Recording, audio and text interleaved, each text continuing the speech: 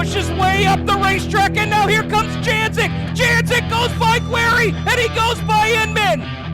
Burnell gets a great run, another 3 wide for the race lead. It's going to drag race off of turn 4. Shepard is there, but it's Larry White at the line. Still going to be Pat Ward, and they make contact. Britton has broken the race car. AJ Slideways. Alan Johnson wins. Whether you hug the infield tires or rip the cushion, you found the fastest dirt track podcast in motorsports. Welcome to Where Legends Are Made, the official podcast of Land of Legends Raceway. Here's Stephen and Brad Ovens. Hey fans, welcome into another episode of Where Legends Are Made, the official podcast of Land of Legends Raceway. Your announcer Steve Ovens coming to you with another interview here to kind of get our preseason whet the appetite a bit. Practice is coming up soon. Opening day is coming up real soon. We've got another interview for you, this time with one of our 305 sprint car competitors, and a new one at that. Syd Wetherbee made a handful of starts toward the end of 2023 and getting ready to rip here for 2024. And Syd, welcome into the show. Thank you for having me. So before we get into talking about the 305 sprint, one of the things that I wanted to kind of dive into in this interview was there are some, close to your family and to the race team that kind of know the racing history with the Weatherbees. But for those that are just getting introduced to you as one of our newer drivers at the track, what's kind of the history of your family's racing endeavors? It all started with my grandpa getting into racing, and he raced, and then my uncle and my father raced, and then they got me, my brother, and all my cousins into racing, and then I was the only one who has kept with it. My cousin races go-karts still, but me and my dad decided it was time to do something different because I was in go-karts for 10 years, and we needed something new and fresh to make it fun again, and so we decided sprint car racing would do that for us. Yeah. So Yeah. for you talked about, the families involved, and we hear that story so often where, one of the family members is involved in racing and it just kind of passes down the line. They pass it to their child, who passes it to their child. For you, what was it about racing, starting out in go-karts? What was it about racing that kept your interest for this long? And actually, I should ask that question first. When did you get involved? I know you just celebrated that milestone 21st birthday, but at what age did you get started in karts? I started at the age of 10, the summer of when I was 10 years old, because I actually wanted to start at like the age of 5, but my mom didn't allow that. And then I watched my brother and my cousins all start racing, and I really wanted to race. And then finally, at the age of 10, my dad got me a go-kart to start racing. Awesome. Yep. And what was it about racing then at 10 or 11 or 12? Like, what was it about racing that just, that we all say that, the racing bug gets you, but, what was it about racing that you enjoyed so much to stick with it for all these years? I think it's because I grew up around it and was always around it, and that was like every Saturday my whole family was at the track, and it was a place to be with my whole family and have fun and laugh. And it was more than racing when I was that age. Like, we'd all play football in the pits, or we'd all ride our bikes around the pits. It was more of just like a fun thing to do with my family every single weekend, and it kind of kept me wanting to go back to the track and be a part of it. And then finally watching all the boys race and have fun and be in victory lane made me want to do that. So then I started racing, and that's how it all became an interest of mine and wanting to keep doing it. It sounds like it was something that came pretty natural to you too, because once you got into it, you had a lot of success in go-karts. Yes, for sure. I had a lot of successful years thanks to many people like my family and my uncle and my cousins and my dad, but very successful, and it was time for something new.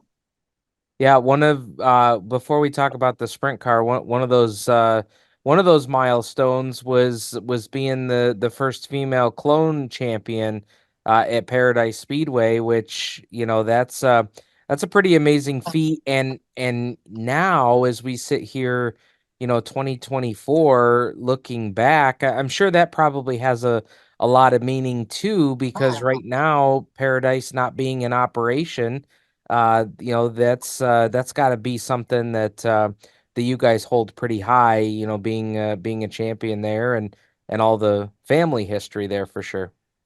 For sure, that track holds a lot of meaning to my family and to, I think, the whole racing community around here. And to be able to say that I was a track champion in Comb Lake there is pretty special and something I'll always remember. You guys actually did a lot of traveling with the go-karts too. Outside of like our area here in the Finger Lakes, what's a favorite track that you guys traveled to, or an event or something of that sort with the go-karts? I would say my favorite outdoor like track that we would travel to that wasn't near the Finger Lakes region was Shellhammer's Speedway in Pennsylvania. It's about like 3 hours and 30 minutes away. Nice track. There's different clay down there, so it's a totally different racing. And after I won the championship in 2020 of Paradise, we actually took the next like 2.5 years of just straight traveling and not racing locally at all. What was that like? That was a different experience. It was the BMSPA Championship Series, so they were all series races, all for money, all against the best competition. It definitely made me a better driver and helped develop my skills. A lot of highs and lows when it comes to series racing, though, but Yeah. overall, it was very fun. What and if this is not a question you want to tackle, that's cool. I'm just curious, you had a lot of experience in go-karts. You've seen racing on the local level, you've seen racing on a traveling series. Where do you think the state of racing and go-karts is right now, and where that will, because we see so many drivers that come through the go-kart ranks that move up to whatever it may be. They may move up to micro sprints, they may move up to 305 sprints like you've done, or other forms of racing. But some local tracks that used to be on that list of tracks are no longer on that list. Where do you think the state of go-kart racing is right now?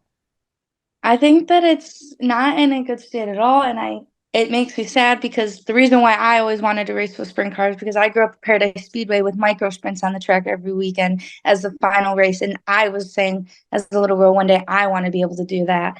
And now kids don't have that opportunity because I over 80% of the tracks in New York State that have raced weekly have now closed, and not any really near us, and not the quality of tracks have very like diminished. So it makes me sad to think that a lot of kids won't get the opportunity that I got growing up racing and having good go-kart tracks and seeing other classes that you could progress to be on the track, because that like really drives dreams. And I feel like that is taken away from many go-karters at a young age now.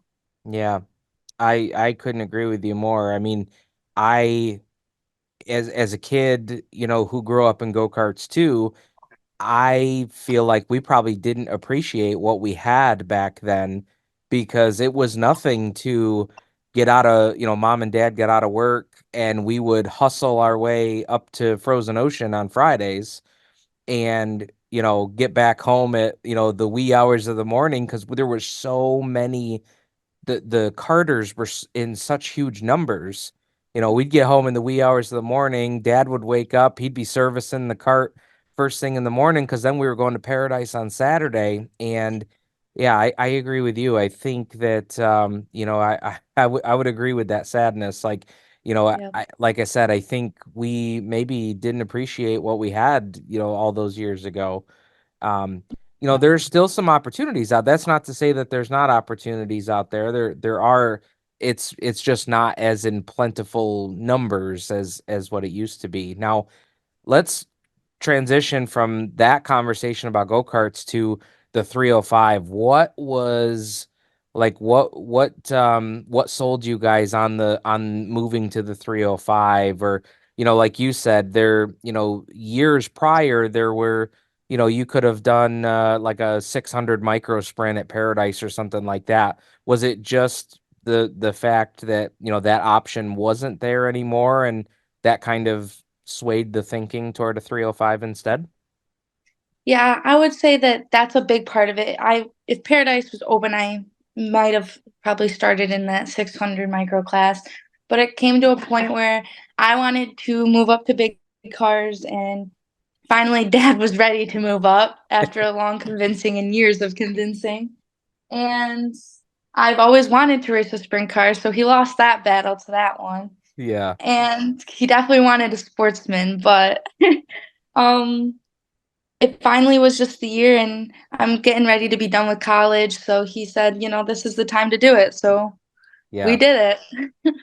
Yeah, I know those first couple weeks had some Facebook comments with your dad and with Uncle Chad and they said, "Boy, we feel so I mean they have been such a huge part of the go-kart racing community that this sprint car was like in another zip code in terms of what they had experience with." So For but sure. for you as a driver, it had to be that to a whole nother level. Going from a go-kart to a sprint car. What was that experience like those first couple times out in the car? It's definitely very different. You go from something I raced for 10 years that I could tell you what was wrong with it the minute I got out of the cart, and I could tell you the change that I needed to make it better, to me not even knowing what I'm feeling in the race car. And it's it's definitely an adjustment that I had to get used to learn like what the car was actually doing and what I was feeling. And it's definitely hard on the crew because I couldn't give them good feedback on really what was going on. And of course, my Uncle Chad and my dad and many people at the track that helped all year round, I can't thank enough to help me get going, had to work with me. But it's definitely a learning process for all of us to get on the same page. And that's definitely what we're hoping to get more of this year. Has there been a driver or a team that you've kind of looked to as kind of your first line when you have a question or you guys come across something that you're not 100% sure of? Has there been any of those teams or drivers that have been kind of your go-to when you come across something like that? For sure. We actually first week we pulled in and we parked next to Dan Cron, 18C, and ever since then, him and Jeff Curry have been nothing but great help, and they're always there to help me. And even in this off season, they've helped me. And at the track, they're the first people to come over and ask. But it's not just them. I feel that whole 305 racing community there at Canandaigua has been nothing but helpful. We've had multiple people come down, the Huttons, Timmy Lotes, Dylan Paddock, all of them have helped me numerous times at the track when I've needed it, and we've had no idea what to do. They've all stepped in. I love hearing that because I've heard that a lot from drivers and it's interesting. It's not even not even just in the sprint car class. I've heard that from all different divisions there at the track. It's obviously everybody's there to compete. Everybody is pitted up against each other when they're racing. Obviously, everybody wants to win and get their best finishing spot. But man, it does seem like there's such a sense of community there of, people wanting to help others and want to see them do well, even though they're competing on the track. There seems to be a great, camaraderie there with the 305 sprint group for sure. There for sure is, and we're for sure thankful for it because we had no idea what we were doing. Yeah. Now, like starting last year, you guys made I don't know the exact number. I think it was about a handful of starts. You Yep. guys qualified for a CRSA sprint show, which was awesome. But what were the goals last year? Were there any goals at all? Um, there was very minimal goals. I think the goals were to just get me in the seat, strapped in and around the track in one piece for a handful of times. We knew it wasn't going to be a complete season. We knew we didn't have everything in line. Like we didn't have an off season. We kind of bought it actually like mid season. And I had a previous commitment to race the last championship races of Go Kart series that I had. So we knew it wasn't going to be a full season. So I think it was just to get me seat time, to get my crew to learn more about a sprint car so that we could go into this season ready and with more knowledge and more time under our belt, I guess. Yeah. No, that makes what was the hardest part? I mean, was there a particular area of the track? Was it just learning the car? What was the hardest part last year? I would say learning the car was the hardest part. We had a couple things that weren't perfect with the car that were very bound up, so the car wasn't reacting well. So me as the driver was struggling on the tracks in many corners. This isn't heard of, but 3 and 4 is definitely my place where I don't love on the track. But a lot of times, a lot of we thought was the car just being very tight from the boundness of it. But we're hoping to fix that this year. But definitely still a lot of learning to do with driving. Certainly the driving piece, but and I know this from a conversation that we had in the off season. This is not something that Sid shows up to the track and just drives the car. Like you take an active role in servicing, maintaining the car. I imagine there's got to be a laundry list of things that you've learned how to do on this thing to keep it serviced during the week. Yeah, so I actually do all the maintenance on the car because my dad is not around in the week and my uncle lives like an hour away. And thanks to Dan and Jeff and Timmy, they've all given me a list of how to clean it. And anytime I need help or can't get something, somebody's there to help me loosen it, whether I'm not strong enough, whatever it is. But yeah, it's definitely a long list and I've learned how to maintenance it. And that was definitely a big part of last year too, just learning how I could take care of the car for this year to be better. So that was helpful to get a couple races under me so I could learn how to maintenance it weekly. What would give us an example of something that was pretty challenging to learn, but now you could probably do with your eyes closed? Well, one was I struggled with taking the injections off of the motor last year, and thanks to a lot of people and help that I've learned how to do it. So like now there's not much I can't do to maintenance it fully 100% by myself with no help. So but like stuff like that is definitely going to help me this season. Like not it takes half the time now for me to maintenance my car just because I know how to do everything. Yeah. And I think too, I talk to a lot of drivers too, that I think that helps them with things they might feel on the racetrack because you've had your hands on every piece of that car. If something isn't quite right or you feel something out there because you've had such an active role there, that's going to help you kind of start diagnosing those things a little bit quicker too. For sure. It definitely helps me understand the car more, especially from going from knowing the race car that I was racing 100% and the changes and what I was feeling to nothing. I definitely think being in there and understanding every part of the race car has definitely been helpful. Cool. Now let's talk about the car number. 33Z, that's been a long time number in the family, but I know that wasn't a number that you ran in go-karts. So curious how you picked the number you ran in karts and then the decision to transition the number when you moved to the sprint car. Yes. So in go-karts, I was very torn on what number to pick. I was a softball and soccer and basketball player, and my number was 5. So that was my favorite number always growing up. But everyone in my family, my brother, my dad, my uncle, my cousins have all raced 33Z. And I was the only one in the family that wasn't racing 33Z.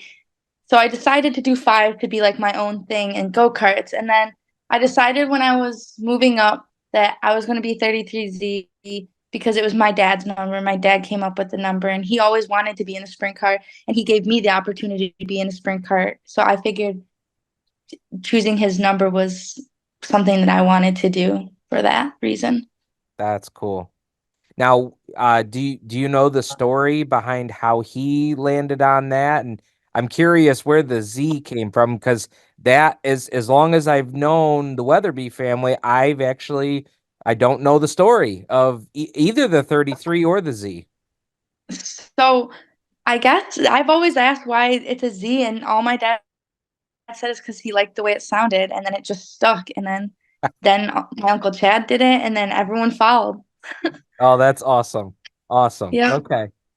Awesome.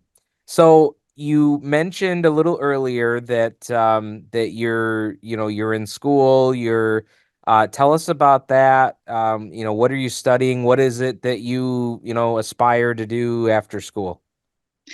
So I go to the University of Buffalo, and I'm studying civil engineering. And next year I will graduate with a transportation and site civil engineering degree, and I will in hopes to be designing and building bridges when I Oh, graduate. wow. Yep. Awesome. Awesome. What got you interested in that? I really like math and science, and I like being like outside for a job. I couldn't be sitting behind a desk, and that really gave me the perfect opportunity. And then I got more into it, and bridges are really cool once you look into them. So I figured go to school for it. That's awesome.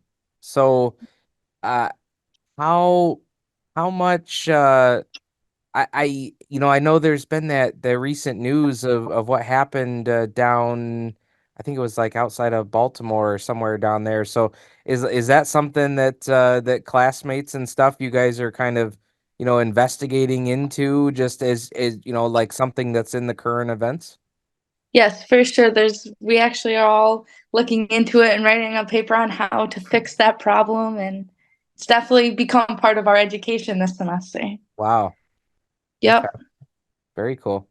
So we've got just a couple as we record this here, a couple weeks left before hopefully, Mother Nature willing, we can get out for practice and get ready for opening night. How do things look for you guys in terms of the car? Are we close to being ready? Is there still some things we got to check off the list? How we looking? There's a couple things we have to check off the list. We definitely have to get some graphics updated with some sponsors, but we will definitely be ready for the opening night, and the car will be out there, and she should be all good soon. There's just a couple things left. Awesome. Very cool.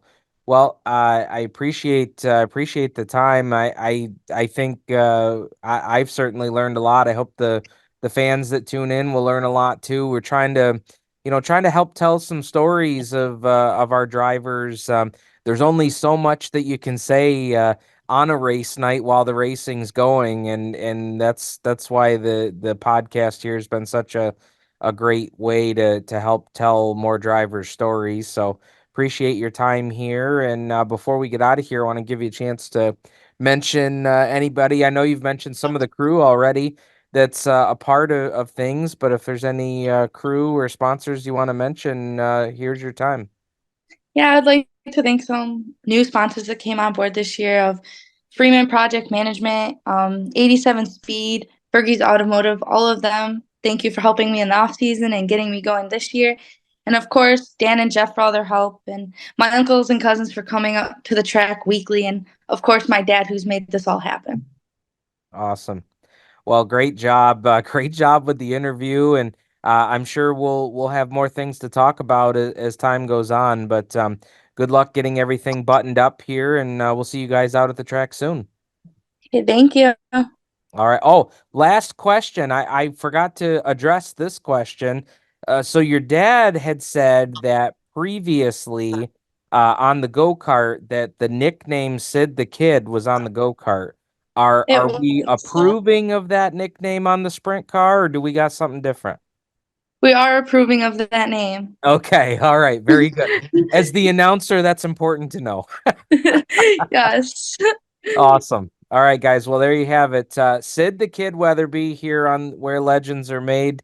Again, you can see her out at the racetrack starting up here, hopefully in a few weeks, Mother Nature willing, for opening night. Again, we've got open practice April 20th, opening night scheduled for April 27th. But as fans of Canandaigua know, depending on how things work, we usually get that April show in about once every 7 years. So we'll see how the weather goes. But Syd, appreciate the time as always. Thank you so much. All right, Sydney Weatherby here on Where Legends Are Made. We've got a lot of more interviews coming at you here in the coming weeks. I hope you've enjoyed those. And if you haven't caught up on all of them, be sure to check out. Earlier this week, we released one with Mike Welch. We had one with Mark Benutlo the previous week, and we've had a whole bunch more as time has gone on here. We've got one with Paul Cole that's in there as well, and really looking forward to the things we've got coming up here in 2024. And check us out, landoflegendsraceway.com, and all of our video archives, including what will be released here this week. Flips, collisions, and crashes on Land of Legends TV. So check that out too. You're listening to Where Legends Are Made, the official podcast of Land of Legends Raceway. Land of Legends Raceway fans, tune in each and every week of the racing season to Where Legends Are Made, a podcast dedicated to covering the drama, excitement, and hear from the drivers from your favorite dirt track. Stephen Ovens and Brad Ovens walk you through the week that was Where Legends Are Made. Subscribe on Apple or Google Podcasts.